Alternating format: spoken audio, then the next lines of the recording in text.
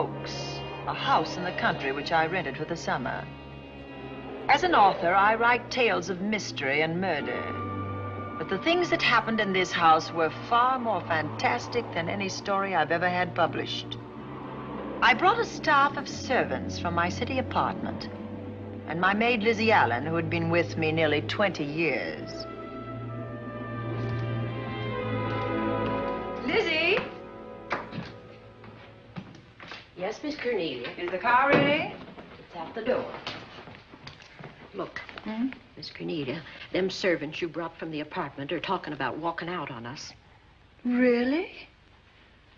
Well, I know they don't like it here, but I didn't think it was that bad. Well, they've been hearing things about the killer that the police call the Bat and the murders that he committed here this past winter. Now people are saying that he's back again. Well, how can they be sure of that? Has he committed another crime? No, not yet, but that ain't saying that he won't. Here's something else. You've heard about the bats they have here. Animal bats, the kind that fly. Yes, yes. Look what it says in this magazine. This is a report from the State Health Department, and it says some of them bats is rabid. Well... And that ain't all. Now there's...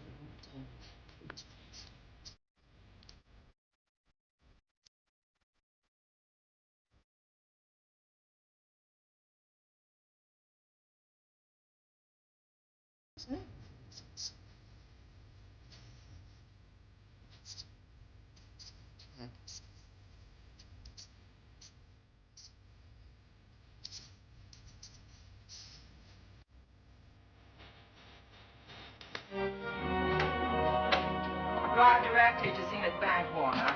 I'm afraid we'll have to hurry. It's near closing time. I'll get you there, Miss Van Gorder.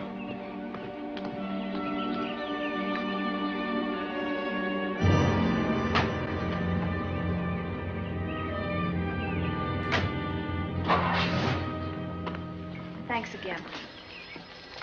Miss Van Gorder. How do you do, Mr. Barry? How are you? I'm very well, thank you. You remember Lizzie Allen? Of course. Hello, Miss Allen. How do you do? So you're spending the summer with us again? Yes, yes. I've leased the Oaks, the home of your bank president, John Fleming. I heard you had. I was surprised. Why? Is there something the matter with it? No. I was surprised because Mr. Fleming said he would never rent it. Oh? Well, I rented it from his nephew, Mark Fleming, who has the real estate office here. He said his uncle would be gone the entire summer. That's right. Mr. Fleming's in the North Woods now with his physician, Dr. Wells. Oh, pardon me. Dale, I want you to meet my wife. We were married at Christmas time. That must have been nice. Believe me, it was. Oh, here she is. My wife, Miss Van Gorder, Miss Allen. How do you do, Mrs. How do you do? Cornelia Van Gorder. Yes. Oh, well, I've read every murder mystery you've ever written. I just adored that weird one, The Private Morgue of Dr. X, even though it gave me the shivers. Only the shivers? Scared hell out of me. Oh. Well, I really mean that Miss Corney killed them off in that one. When you refer to my books, please don't call me Miss Corney. Pardon me, Mr. Bailey. Mr. Hines is here to see you. Oh, yes. Excuse me, please. Don't be strangers now. No, no, I we should won't. say not. Oh, so you're a bride. Well, not quite. Not since Christmas. You know, I'm sure I've seen you. Well, I used to be my husband's secretary here in the bank. Of course I remember. May I welcome our most distinguished visitor back to Zenith? Oh, that's very charming, but, Lieutenant Anderson. Lieutenant Anderson, of course. Chief of Detectives of the Zenith Police Department. This is Miss Allen. Miss Allen? How do you do? Lieutenant Anderson is one of our favorite citizens. He's on the bank's board of directors. Not bad for a policeman. You must have made a good thing of it. Well, I saved my money, if that's what you mean. It's near closing time, and I've got some business in the safe deposit vault. Please come and see me, Mrs. Bailey. Oh, I'd love to. And you, Lieutenant. Thank you. Goodbye. Goodbye. Nice to meet you. My, what a charming woman. She moved into the Oaks just the other day. That house is a proper setting for a writer of mysteries. Oh, it certainly is. Vic, what's the matter? Come in here, both of you.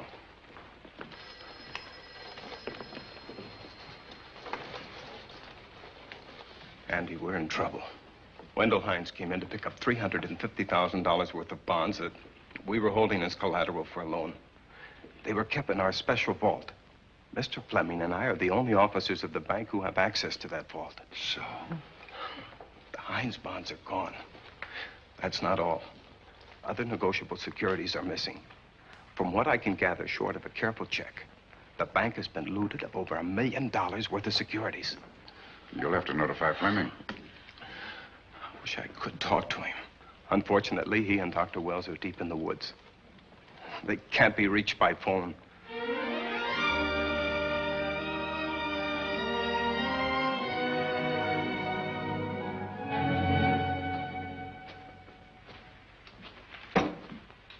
What is it?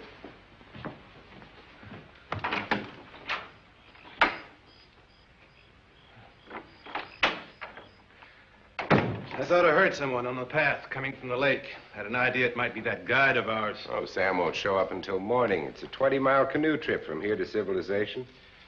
5 will get you 10. Sam has a message for me.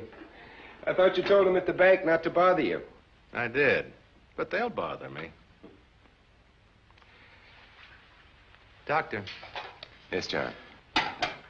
What would you do for $500,000? Anything short of murder. Why not murder? Too messy. Too great a risk? For $500,000? Yes. I pinched $1 million from the bank. Well, I'm not kidding. I embezzled it. Not that I think you wouldn't do it if you thought you could get away with it. I got away with it. I'm not talking about currency. I took negotiable securities that could be converted into cash. I have the cash in 10s, 20s, and 100s. Well, I'm your doctor, not your lawyer. Why tell me this? You'll find out why. Who's going to take the blame for the robbery? Bailey, the cashier. They'll never suspect me. I like Bailey. Well, so do I. I love the guy. I gave him his first chance. He has a lovely little wife. Charming girl. Was the best man. Where's the $1 million? In my family's tomb in Zenith, in the crypt with my father's casket. I don't buy that, John. No? No. You forget that I had you in charge when you were a very sick man. When you raved in delirium. And I heard you talk about a hidden room. Now, where else could you put a hidden room except in that mansion you built? That white elephant you call the Oaks. Look, everyone knows I have a bad heart. Now, who would doubt it if you wired the bank directors that my heart had failed? That I had fallen from a great height here in the woods. And that I was badly smashed up. You could ship the body back for burial and instruct them not to open the casket due to the condition of its contents. Well, you realize, of course, that we'd have to have a body to put in that casket, which means that we'd have to deal with an undertaker at this end. Of course. Well, where do we get a body? Couldn't we provide one of our own? How about Sam? Sam, our guide? Sam weighs about as much as I do. He's practically a hermit. He wouldn't be missed for a long time. The local undertaker would know him. Not if we made him look as if he'd been in a serious accident. But if Bailey's going to take the blame, why'd he have to do this? A jury might acquit him. In that case, I'd be a logical suspect. I could disappear, of course, but it's safer if they think I'm dead.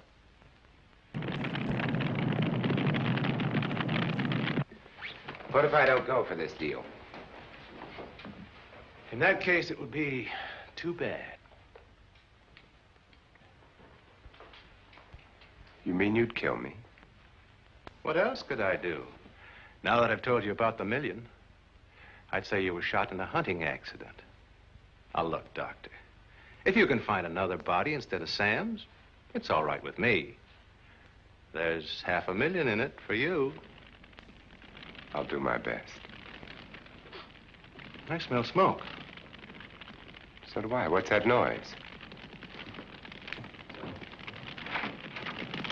Look, Doctor, the woods are on fire. It's coming this way. We've got to get out of here. Out the back way. We will. As soon as I provide that body we were talking about.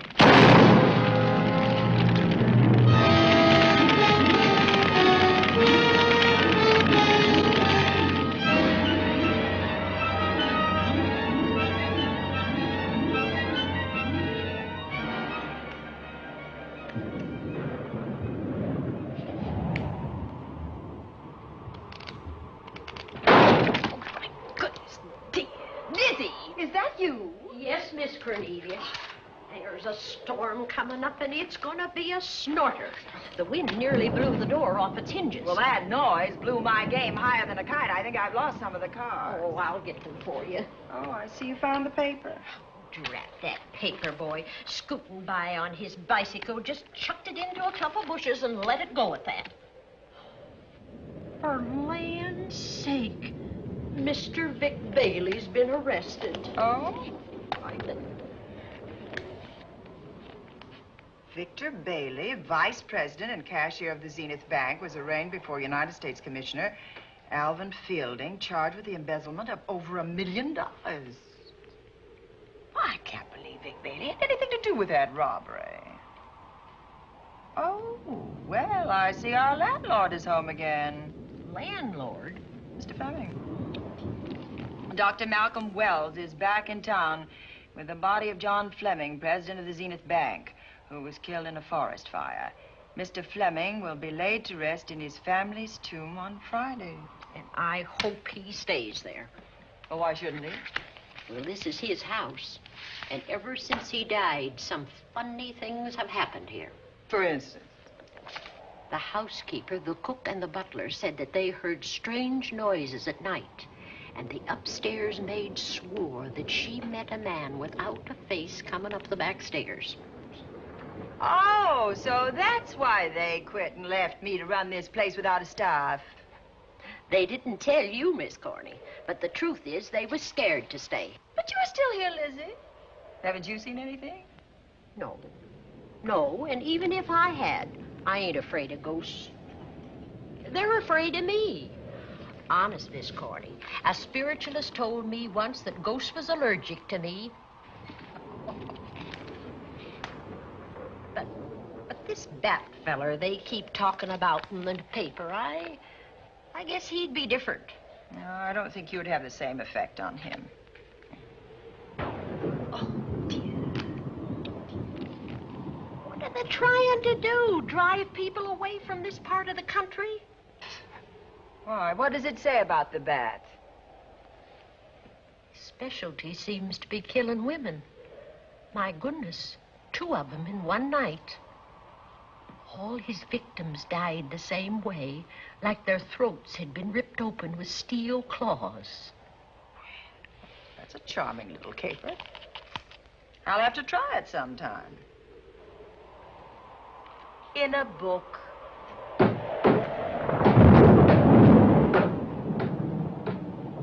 That ain't nothing, just something bumping against the house.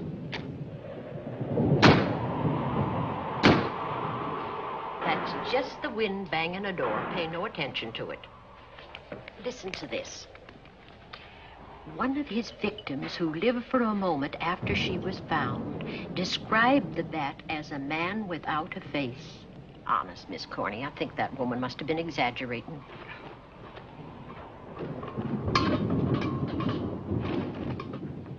That's just that heavy tapestry at the top of the stairs. I know. I've heard it before on a windy night. That sounds as if there was someone on the stairs. I know there isn't. At least there shouldn't be. There ain't. Them's just the noises you hear in any old house on a windy night. It says here that the Bat never leaves no fingerprints. That's understandable. Having no face, he probably has no fingers either. Lizzie!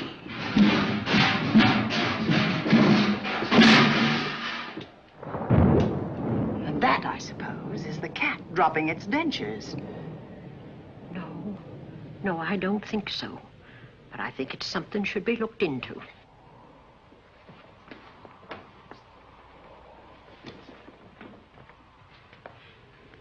What chucked him down here? The wind, I hope. There must be a window open up there. No, Lizzie. Let him lay. Let him sleep it off. I hope the power lines don't go down, put the lights out. Now, we'll check the windows in the living room and draw the curtains, and then we'll go to bed. Yes, ma'am.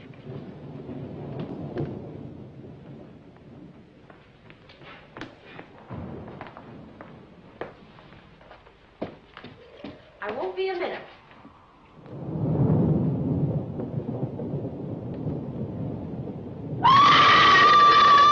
Gordy! Oh! What is that? Oh, when I went to get the tape, I turned the latch off. I forgot to turn it on again. He's out there. He was coming in. He might have got you. Oh, but he didn't, and he's still out there, thanks to you. Now, you hurry now, and we'll call the police. No, I won't leave you, Miss Coney. Are you okay? Yes, ma'am, I'm okay. Okay.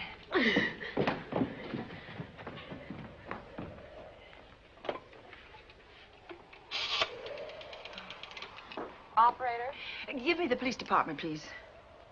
Zenith Police Department. This is Cornelia Van Gorder. I'm living at the Oaks. We know about that, Miss Van Gorder. Just a moment ago, a man tried to force his way into this house. You're not alone there, are you? What about your servants? Well, I have none except my chauffeur, and he's away. He won't be back until the morning. Now, there's only 2 of us here tonight, and we're going to lock ourselves in my room. Now, if any of your men see anything, will you have them call me? I'll send officers over there right away. Well, thank you very much. Come on, Lizzie. We're going to sleep in my room.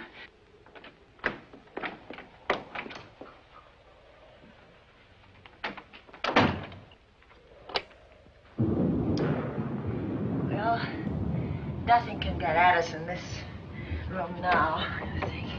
This door seems good and solid. Like the door to a tomb.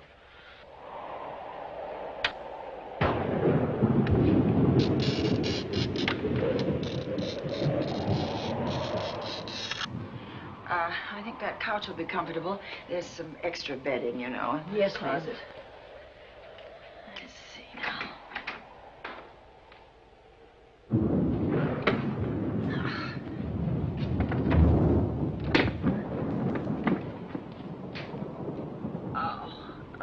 Huh? No bolt.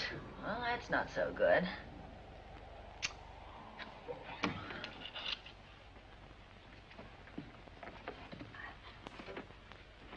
What's that for? That, my good woman, is a booby trap. If anybody tries to open this transom, this will be knocked off, and we'll hear it fall.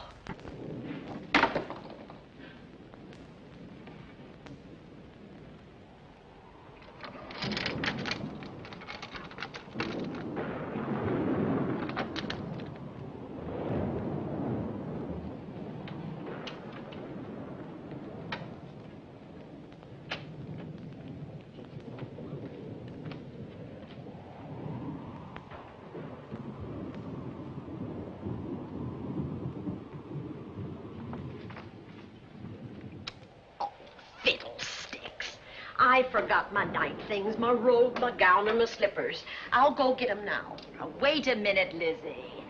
I'll go with you. Now, don't you bother, Miss Cornelia. My room's just down the hall. Lizzie, I told you to wait. It's all right. I'll only be a second. Get in here. Get in here.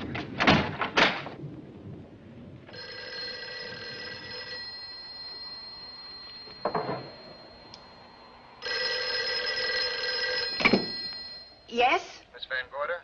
Yes? Zenith Police Department. There's a police car just outside your house, and the officers in it have reported that there's no sign of a prowler anywhere on the grounds. Oh, the man's inside now. He's in the hall, just outside my bedroom. Have your men break through the kitchen door and search this place from top to bottom. Okay, Miss Van Gorder. Sit tight. I will. I have a gun, and I know how to use it.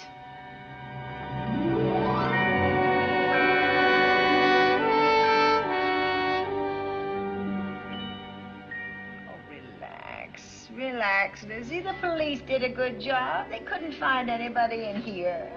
But we both saw him, Miss Cornelia. All right, so he got away. But there are men on guard outside, so just try and get some rest. There's nothing can get at us here.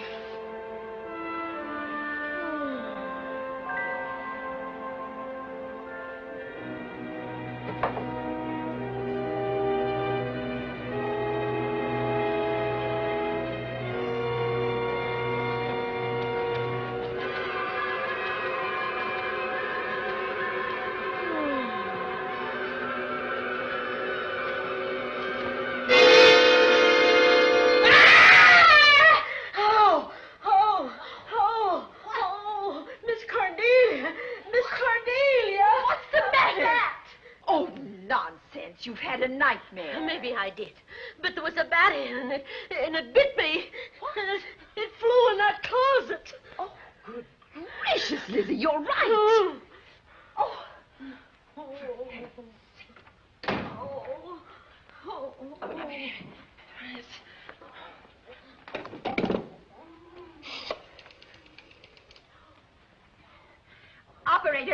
Operator, will you get me Dr. Malcolm Wells' office, please? No, I don't know his number, and I have no phone book up here, but this is an emergency. Will you connect me with his office, please? Oh, dear, I'm going to get the rabies. Hello? Hello? Dr. Wells' office? This is a call service. Dr. Wells is out at the moment, but if you'll give me your name and number, I'll try to locate him. Well, this is Miss Van Gorder of the Oaks. My maid has just been bitten by a bat that may be rabid, and she must have treatment as soon as possible. And I was told that Dr. Wells was the nearest physician. I'll try to find him for you, and if I can't, I'll send you another doctor. Oh, well, thank you very much. Oh, he's out on a case. Oh. Oh, I hope it's not a delivery. A baby, I mean. They can be terribly complicated. It never bothered me none. Oh, Lizzie, you never had a baby. Of course I didn't. That's why they never bothered me. Oh, does it hurt, huh? Little.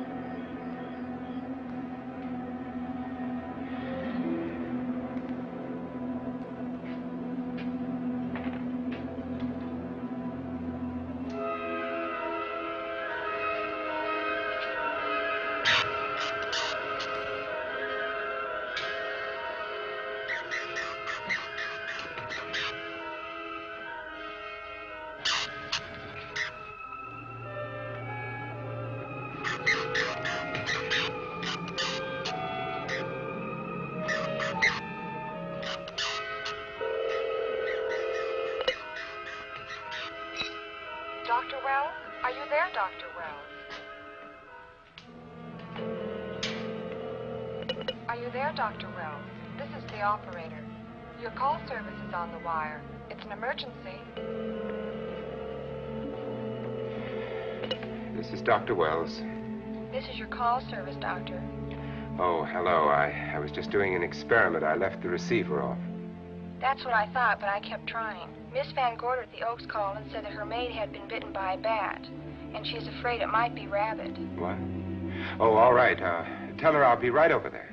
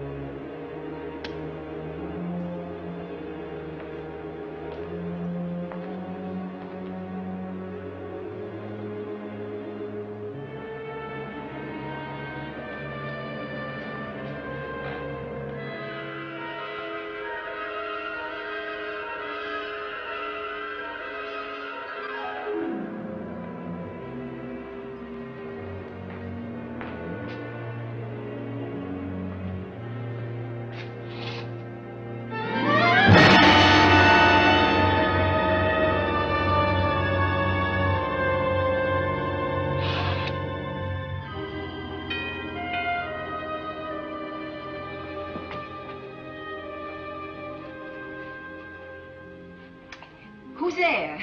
Dr. Wells. Come in. Good evening. Oh, I'm so glad they found you, Doctor. Well, I reached my office shortly after you called. How is your maid? Is she in any pain? No, she doesn't seem to be. Did the bat get away? No, I believe it's still in my bedroom. Oh, good. I'll want to examine it. There you go, Miss Allen. Now you feel better? Doctor, have I got the rabies? Well, I can tell you better after I've examined the bat's brain under a microscope. That thing's got a brain? Oh, you'd be surprised. Where is it? I think the little darling is in that closet. Oh. You know, it's a pity you leased this house, Miss Van Gorder. Why a pity? Well, my dear lady, I don't want to alarm you, but... Oh, well, after tonight, nothing can alarm me. Yes, I understand. It must have been terrifying. So many unexplainable things have happened here.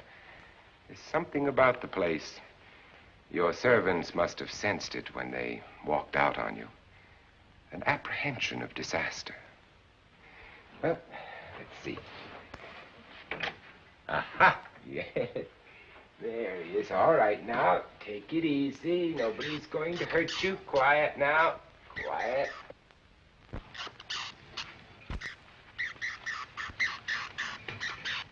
He looks quite normal. Doesn't seem to be sick at all. Oh, ain't that nice? I've been worried about him. Well, you should be. From his appearance, I'd say that he doesn't have any infection. In which case, you've had a narrow escape. Now, you take one of those tablets I left for you, and I'll guarantee you a good night. And I'll drop in on you tomorrow. Oh, thanks for everything, Doctor. Now, don't worry, I can find my way out. Oh, I know you can, but do let me help you. Oh, don't forget that once I'm gone, you'll have to climb those stairs alone. Oh, I'm all right. I'm armed now. Can you, shoot one of those things without shutting your eyes? Oh, Doctor, there are guns in every book I've ever written. I don't write about things I'm unfamiliar with. Lock the door, Lizzie. Good night. Yes, ma'am. Good night, Doctor. Accident? No, the wind blew him down. Oh. I think. Oh. Did you know that young Mark Fleming leased you this house without notifying his uncle? No, I didn't. Well, it doesn't matter now. John Fleming is dead and Mark's his heir. But if John were alive, he would warn you to leave here, Miss Van Gorder. Really? Yes.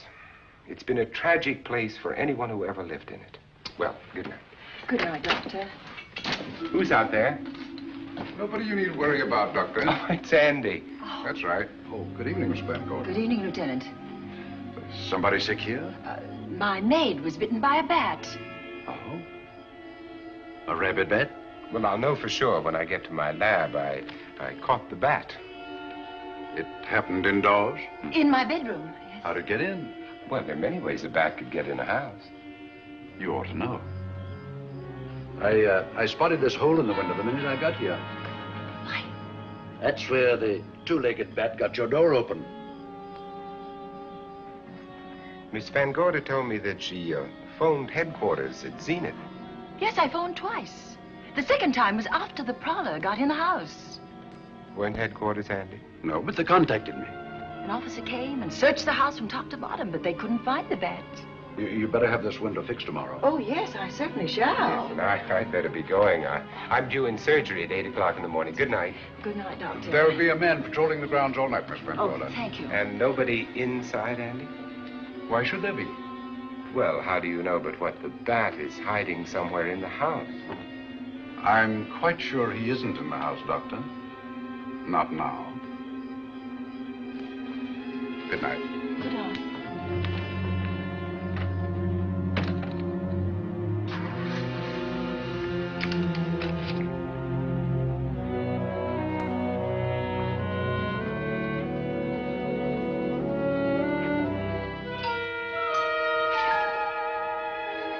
Hi, Andy. Hello, Mark. Well, congratulations.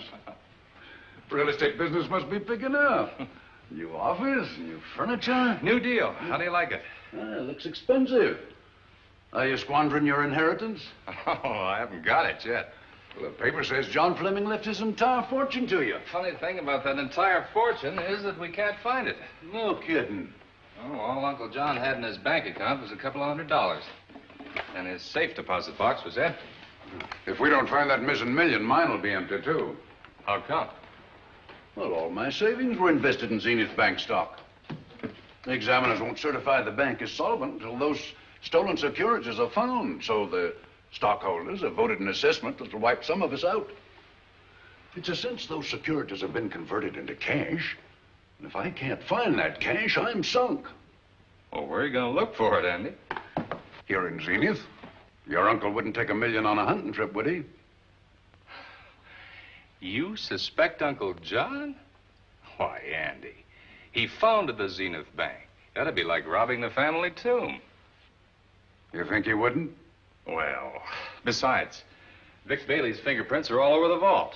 Now, they didn't find any of Uncle John's fingerprints. Because he wiped them off. Can the defense prove that? They'll try to. Judy Hollander, Bailey's secretary, is a defense witness. And they believe her testimony will have a powerful effect on the jury. Oh, well, she has a powerful effect on me. Judy's a doll. Here's the book you mentioned, Judy. It's your newest one. Yes, it's just been published. You can have that copy if you wish. Oh, it's a first edition and you've signed it. Yes, of course. Thank you so much. May I serve tea now, Miss Van Gorder? Yes, please do, Warner. Thank you. Well, I see you've engaged new servants. Yes, of course. Well, how did you persuade them to live in this house? Well, Jane Patterson, my new housekeeper, knows this house better than you do, Doctor. Oh? She worked for John Fleming. And Warner was my chauffeur. Chauffeur turned butler? Incredible. He can play any part at a moment's notice. Did you get a plumber, Warner? No, we can't get a plumber for 3 days, madam.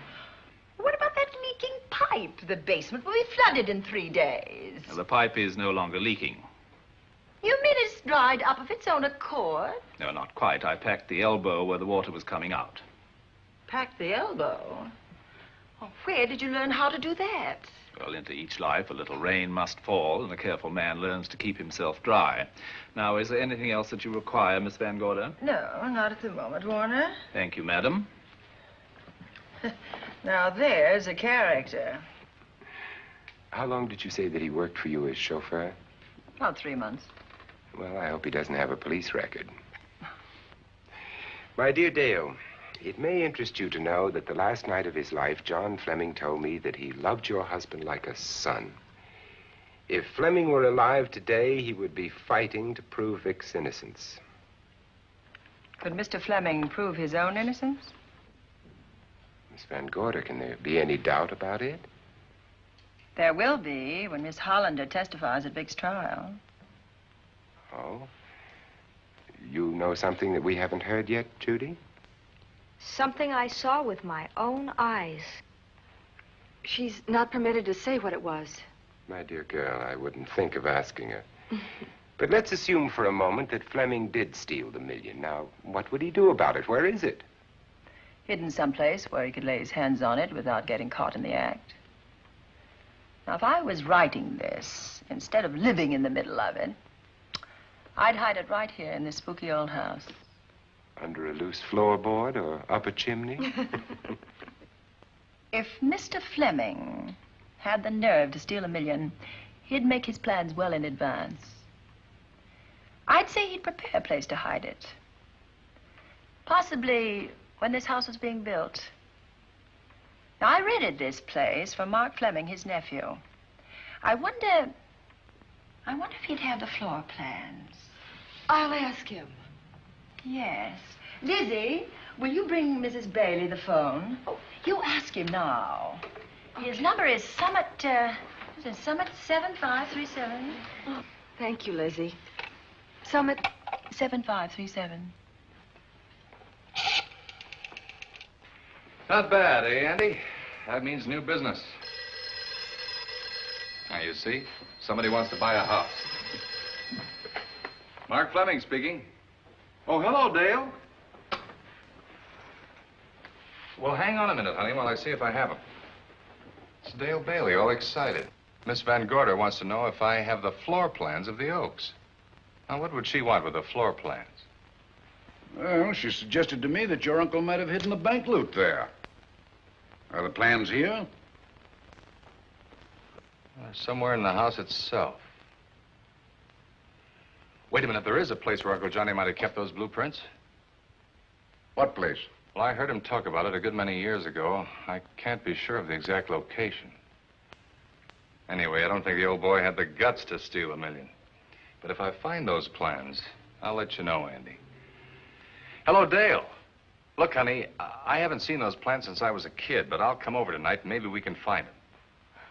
Thank you, Mark. We'll expect you.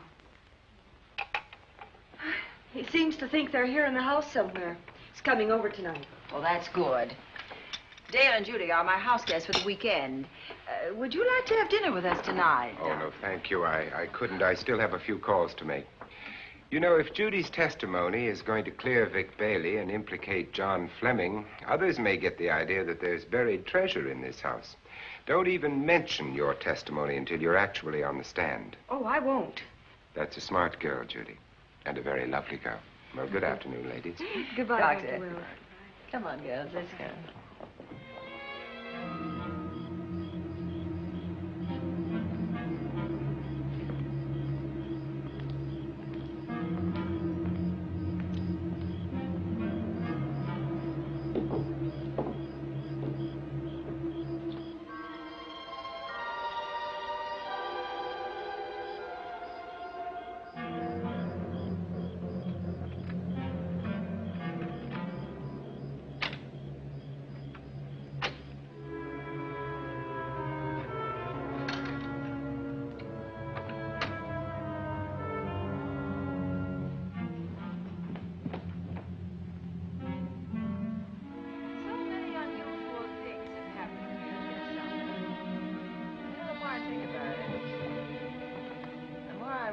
I should be putting them down on paper.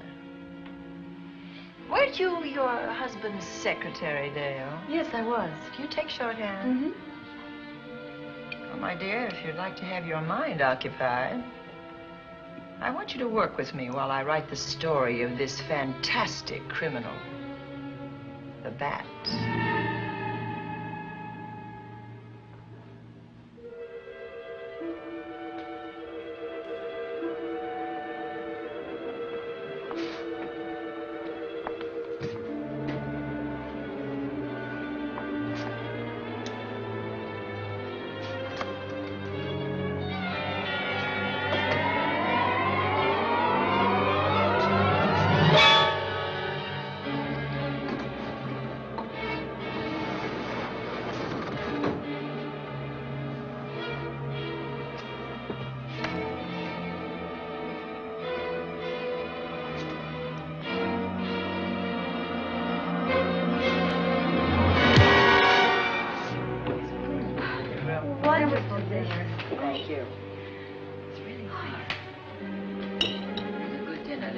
As usual. Wonderful. Oh, what a lovely piece of silver. It's an original, isn't it? Yes, they still use them in England for paid breakfasts. Some hot water in the bottom. Use your kippers hot, your sausages, and your scrambled eggs. Interesting. It's very useful. Really nice.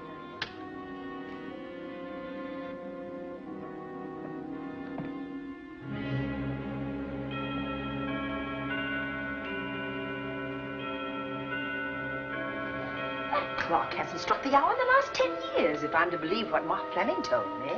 Why is it angled away from the wall like that? I don't know. Somebody must have moved it. Lizzie, very likely when she was dusting. Wait a minute. Did you know there's a door in this paneling? No, I didn't. Oh, my gracious, so there is. Maybe it opens to a secret passage. Oh, certainly to a secret something. Who knows, girls? We'll be about to stumble on that missing million. Oh, this is... Oh, panel. There's a panel. There must be some gimmick to it. There always is. Yes, it moves. It moves. It moves. Oh.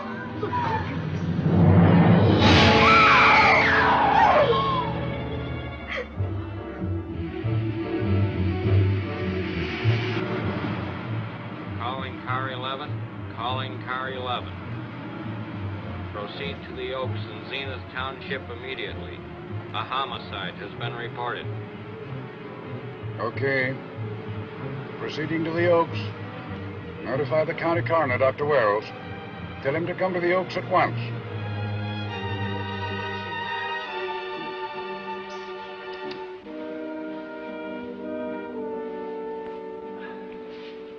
Horrible. As if his throat has been torn by some creature with fangs or claws.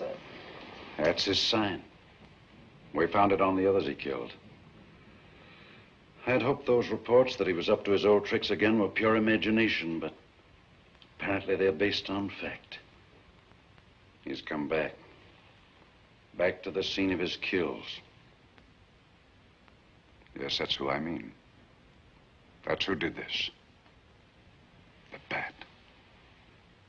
Who found Mark? We all did. And it's Dale and Judy and I. Lizzie was in the dining room. This is my new housekeeper, Jane Patterson. You know, she worked for John Fleming. I know her. Where were you, Mrs. Patterson? In the kitchen, cleaning up. I cooked the dinner tonight. Did you know that the secret closet was here? No. It was behind the grandfather's clock. Well, it was I who found it, really. Noticed the clock had been moved and the door wasn't quite closed. I'll get it.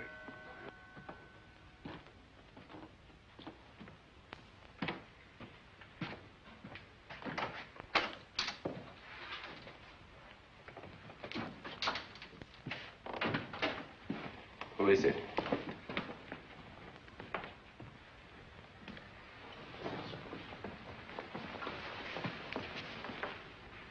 Mark Fleming. As coroner, you saw the same wounds on the others. How long's he been dead? Oh, I'd say about a half an hour. You believe it was the bat? That's a bat's trademark. Perhaps he's still in the house. That's possible. Why should he be? Because he's looking for something, and like you, he believes it's here. And he's a persistent killer. I would advise you to get out of this house as quickly as possible, notwithstanding our expert police protection. Have you called the morgue? They're on their way here. Oh, good. I want to examine the body before they get here. May we take it into another room? Yes, to the sunroom in the back. Thank you. Give me a hand. Excuse me.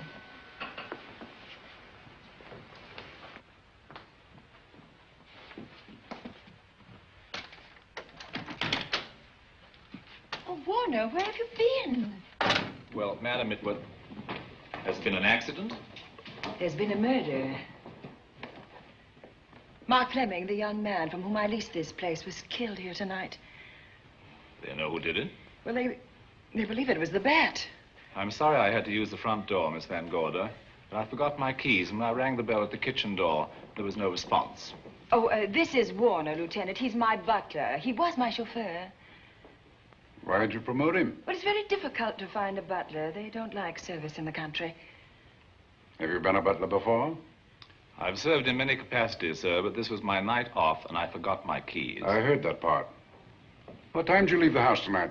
Oh, about 6:30. I had dinner at Wiley's Roadhouse. Can you prove where you spent the rest of the evening? I can try. Try hard. And don't leave the house. I'll get to you later. Very good, sir. I shall be in my room, Miss Van Gorder, if you need me. Yes, Warner. Surely you don't think he's... Warren and I have met before. I can't recall where or when, but I will.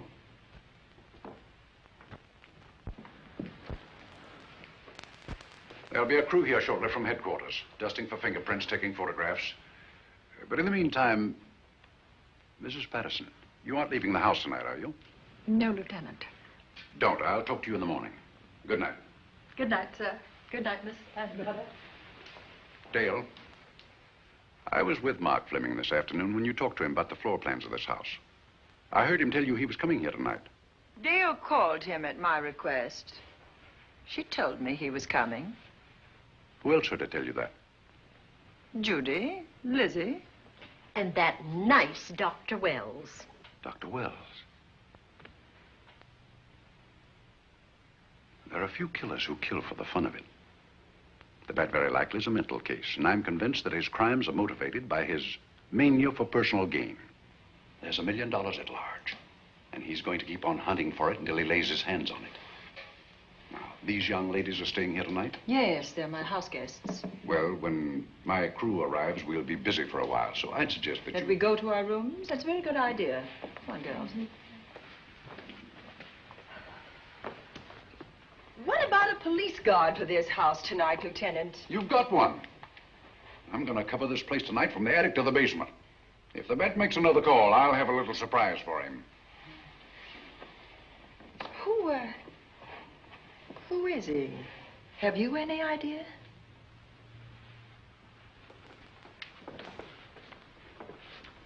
He could be anybody.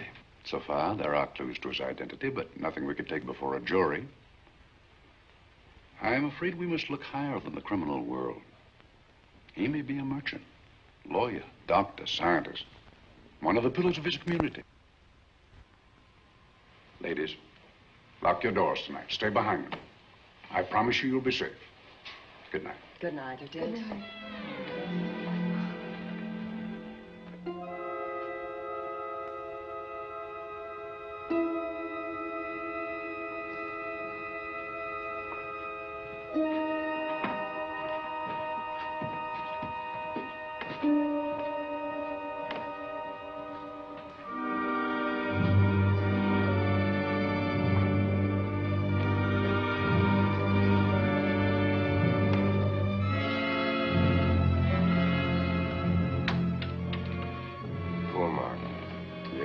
Pity. So young. Well, Doctor, do you agree it was the bat? In my report, I shall say the death was caused by the same technique used in the other killings. A paralyzing blow to the throat, followed by severe lacerations of the jugular, resulting in excessive hemorrhage. In a layman's language, he didn't know what hit him. Oh, he knew. But he didn't have time to think about it.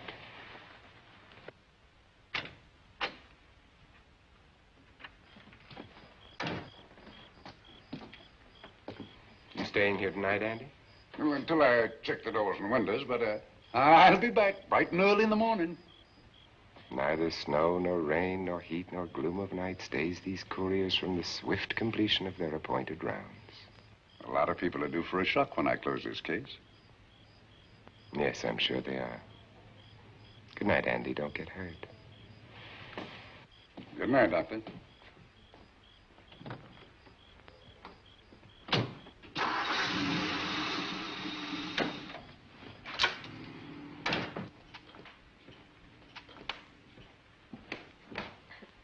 You know, I think we'd better let you get some sleep. Oh, Lizzie and I share this room for mutual protection. You know, one night, a storm blew the wires down, put the lights out, and I went out the next day and bought a half a dozen of these things. You better take one with you, Dale. Oh, thank you. We'll go across the hall now. Are you sure there's nothing else you need? Oh, no. Quite sure. We'll be all right. Well, if anything bothers you, you just sing out, and 2 strong women will come to your rescue. Oh, nothing will bother us. Not with Andy on the job. No. Well, good night. Good night, Miss Van Gorder. See you in the Don't worry, everything will be all right. We won't. Good night. Good night.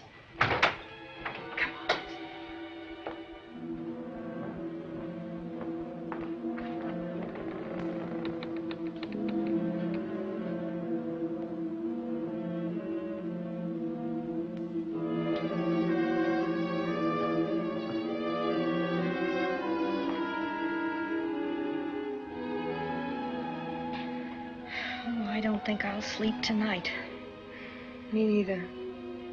All I can see is poor Mark Fleming staring at us. I thought that when people died, their eyes closed, as in sleep. Don't think about it. I'll bet you're thinking about it. No, I was thinking of my poor husband sleeping in jail tonight. Oh, Judy, I love him so much.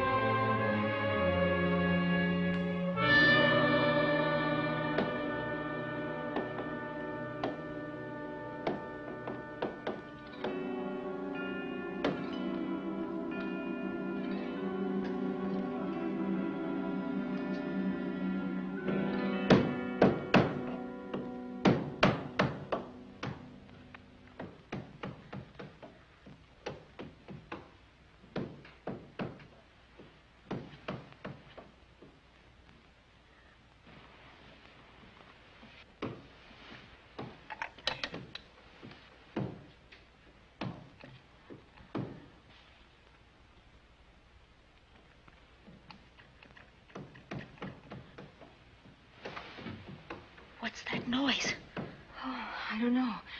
I kind of fell half asleep. For a moment, I thought it was something from a dream. It's somewhere in the house. Yes, on the floor above. Not directly over us. Probably a room overlooking the driveway.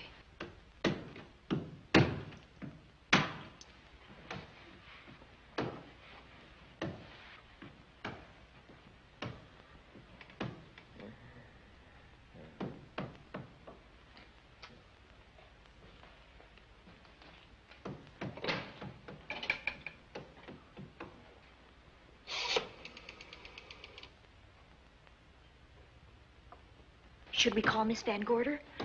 She'll hear it. How can she help but hear it? Oh, besides, we don't want her to think we're a couple of hysterical women. Oh, I'm about to become one. Oh, I dear. had it for one night. Dale, you're not going out in that hall. I want to know what's happening up there. But Lieutenant Anderson said if we stayed behind our locked doors, we'd be safe. Vic isn't safe locked up in that jail. Oh, but... Suppose that stolen money is in this house. Mark Fleming seemed to think it was. Maybe that's what somebody's looking for. Oh, for heaven's sake, don't you hear that awful noise up there? Now, Lizzie, you've just got to stay awake. The house phone and the outside phone wires have been cut, and we can't get help. Where's that policeman? Oh, I don't know. Something must have happened to him. Now, go on, get on your robe. Oh, Dale, please don't go up there. I've got to. Think what it could mean to Vic. Now, you stay here. Oh, no. If you go, I go.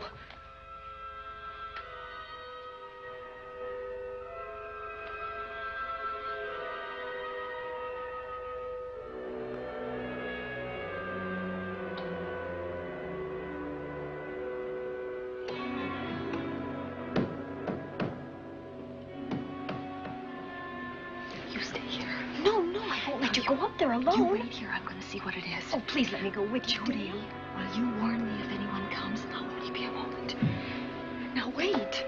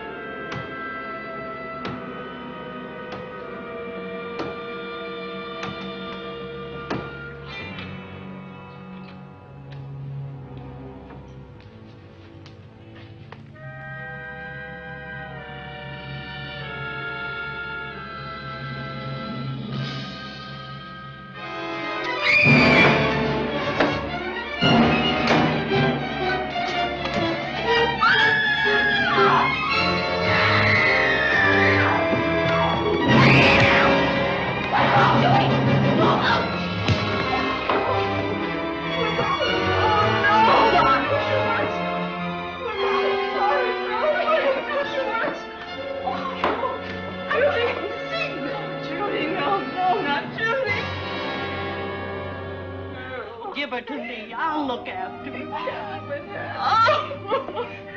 Poor baby.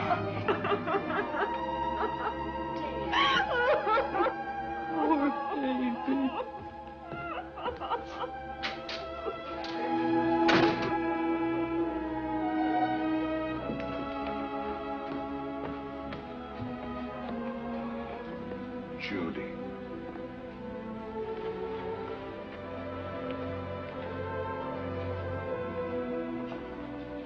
The bat.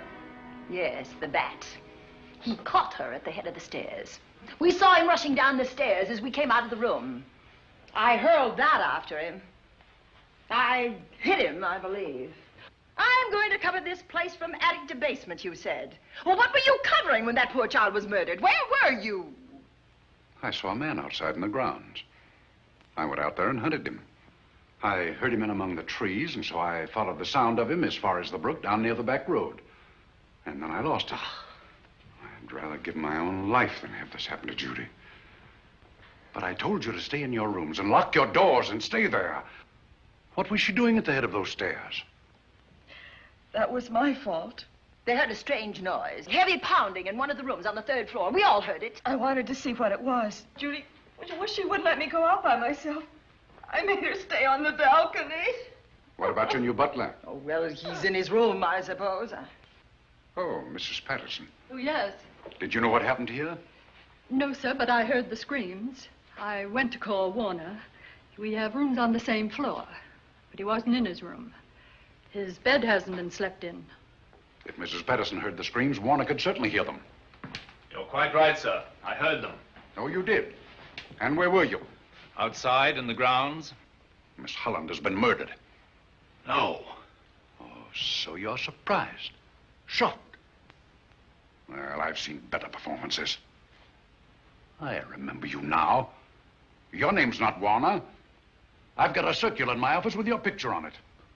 The Chicago police not so long ago were hunting for you in connection with the robbery. You're right again, sir. And they found me and they tried me and I proved my innocence and I was acquitted. That could have been a lucky break. Where were you when this child was killed? I told you before, sir. Outside. What were you doing there? I was following you. I saw you leaving the house and it seemed that you were hunting someone. I thought you might need some help. Oh, yes, sir. I followed your flashlight down through the trees.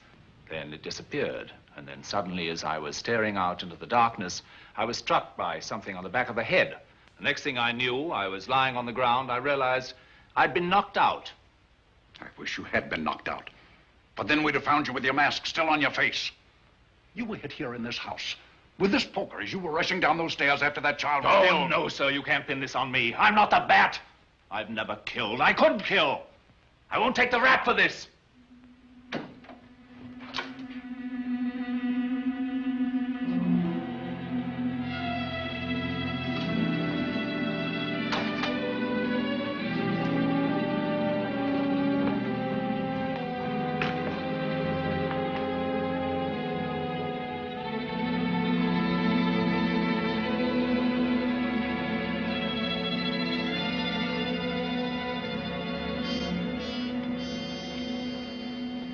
Doctor. We have another case for the county coroner. You see, the bat came back. Why did you come back, Doctor? Well, I had an accident about a mile down the road.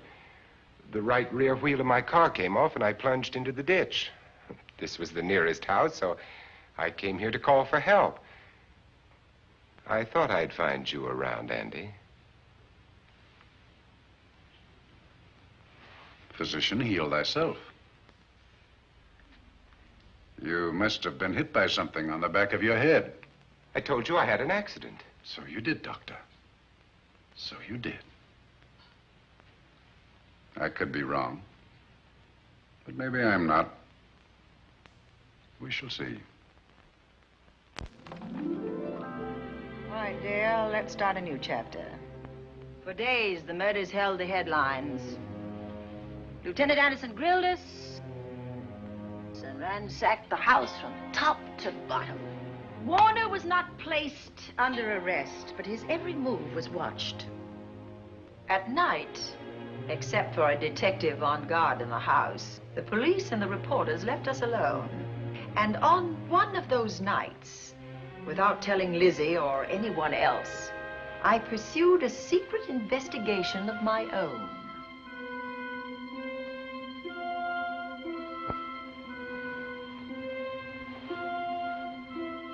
It was in an empty room on the 3rd floor where we kept our trunks and other things.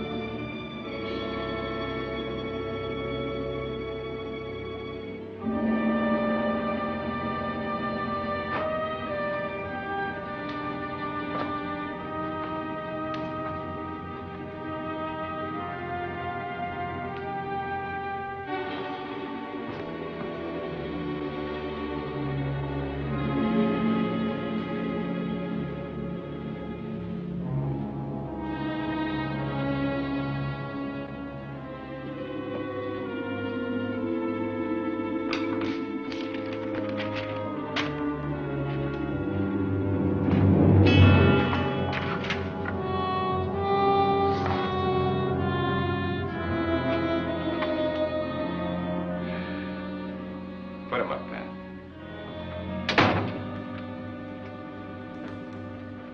It's a bright idea to kill me in my own lab and let people think that I'm the bat. But you had to kill me first. What was it to be, ambush?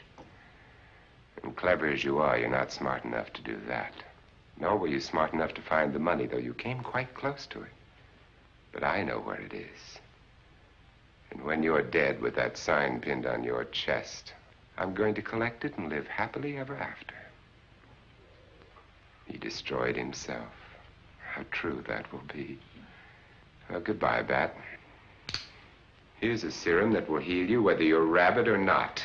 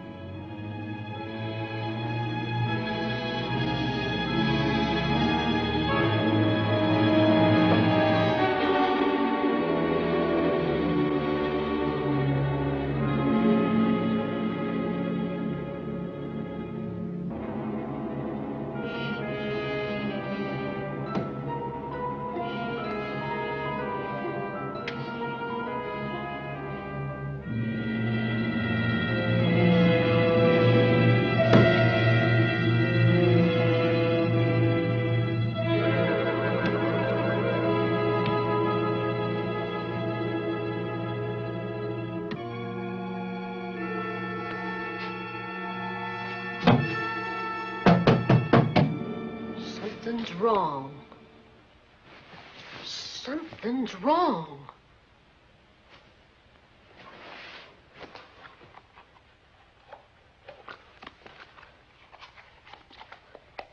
Miss Cornelia!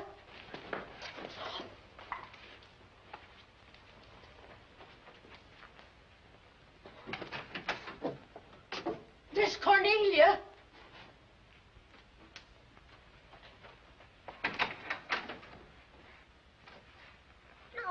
Where would she be going at this time of night?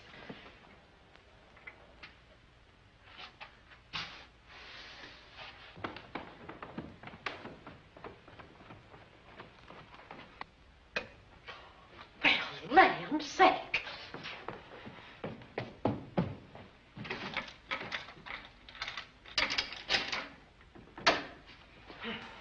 I never. Oh. Mr. Davenport. Mr. Davenport. Oh, a fine thing. The door unbolted, the chain off, and you asleep on the job. Wait till Lieutenant Anderson hears about this. Come on, wake up. What's the matter with you? I don't know. My head hurts. My whole body's numb. Here, take a sip of this. Try to snap out of it. I'll be back in a minute.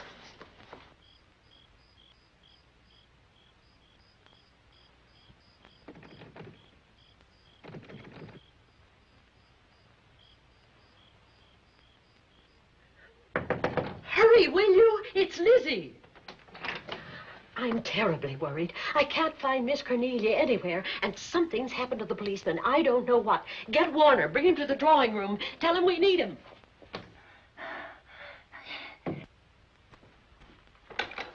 Are you all right now? Yeah, I'll be all right in a minute. I remember now. I took a drink of wine from that decanter there. Miss Van Gorder told me to help myself. She wouldn't put nothing in it? Well, somebody did. Somebody who knew I was on duty here. Then it was somebody that got Miss Van Gorder. I can't find her anywhere. Upstairs, downstairs, or in the basement. I told the housekeeper to get Warner. Lieutenant Anderson will want to know about this. Hello. Yeah, this is Davenport at the Oaks. We've got trouble here.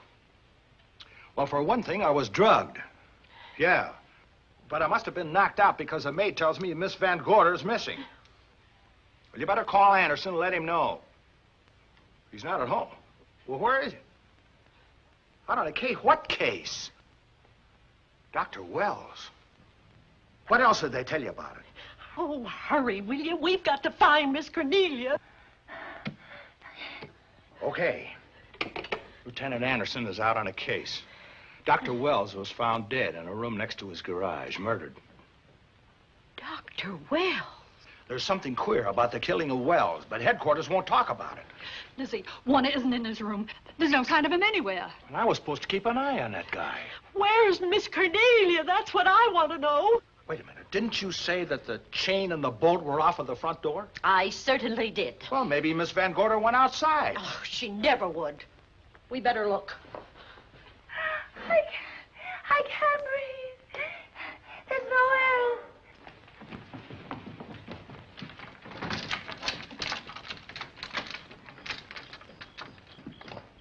Miss Cornelia. Oh, Miss Van Miss Gorder. Cornelia. Miss Cornelia. Miss Van Gorder. Look. There's a light in that room on the 3rd floor. Were you up there tonight? Well, of course I was, but I turned the lights out before I came downstairs. And Miss Cornelia might have turned them on again. That's where we're going to look first. Come on.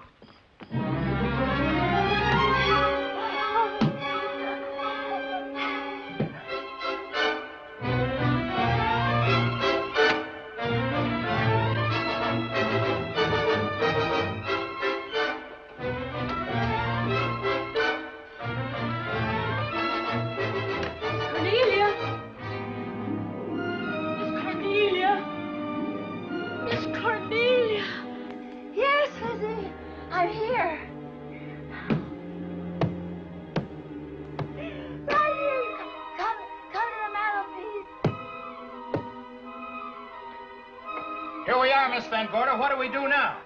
Over the mantel, there are 5 panels. Strike it with your hand.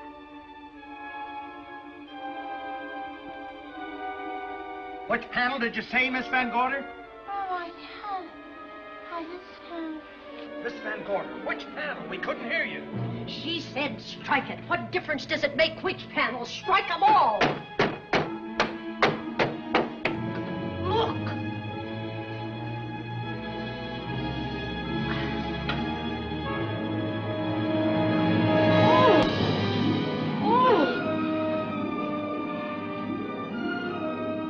Oh, it's all right now. It's all right, dear. Lizzie's here.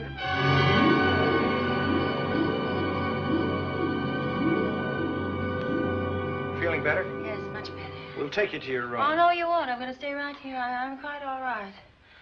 Oh, how blessed it is to breathe without an effort. You know, no one knows how sweet the air can taste until someone shuts it off for a moment.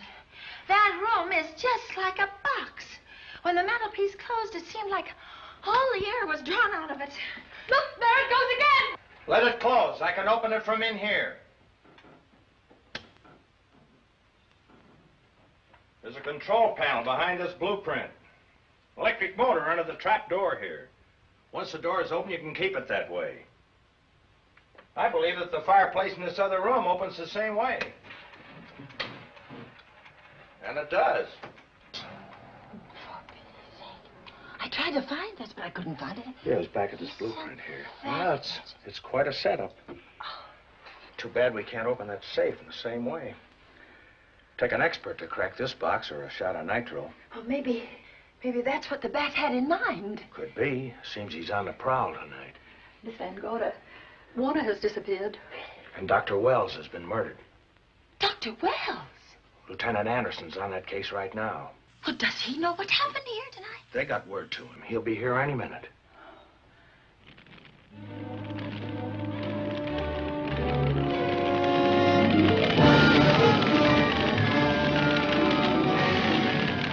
What's that noise? Miss Van Gorder, the garage is on fire. Stop, look at that. Lizzie, put that light out in the other room. Now, where are you going? To report the fire. Well, you just stay right here. But Miss Van Gorder, the garage. Well, let it burn. You watch the stair. Can't you see that fire was set to get us out of the house? Out of the house? Were you talking about the... Yes, I'm talking about the bat. Now that the lights are out, he'll think his trick has worked, and we've gone. He'll be here any minute. Well, so will Lieutenant Anderson. I hope so, but the bat will be here first. And he'll kill again if we're in his way. We've got to be as clever as he is.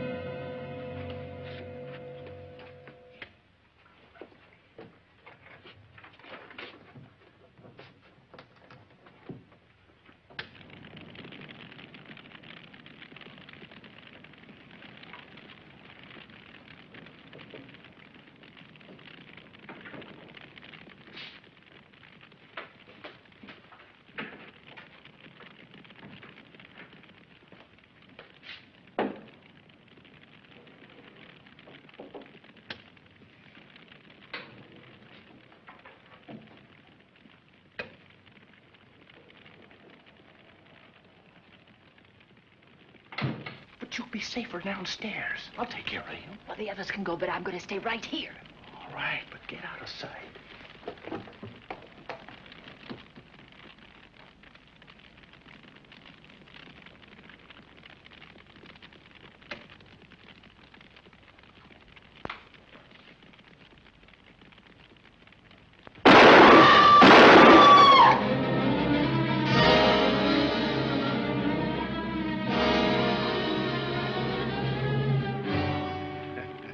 Let's face it, ladies, and get it over with. Others have seen my face before they died, but I'll have to deny you that pleasure. This would make a good scene for your book, Miss Van Gorder, but I'm afraid you'll never write it.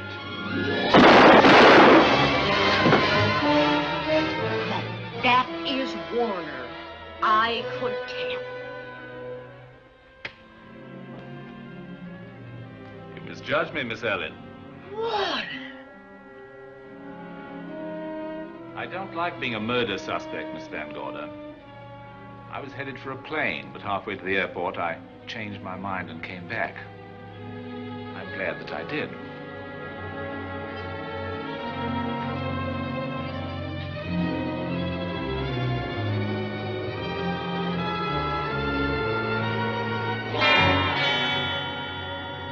Why, it's Lieutenant Anderson.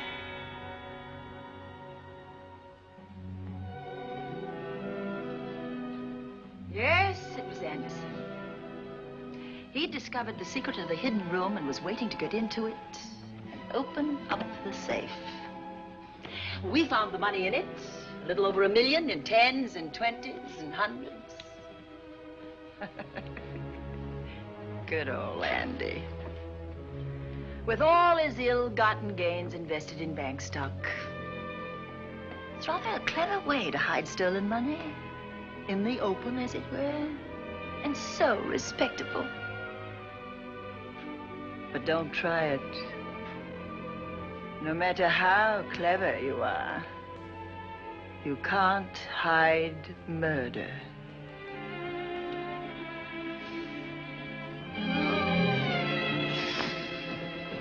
Well, that's it, Dale.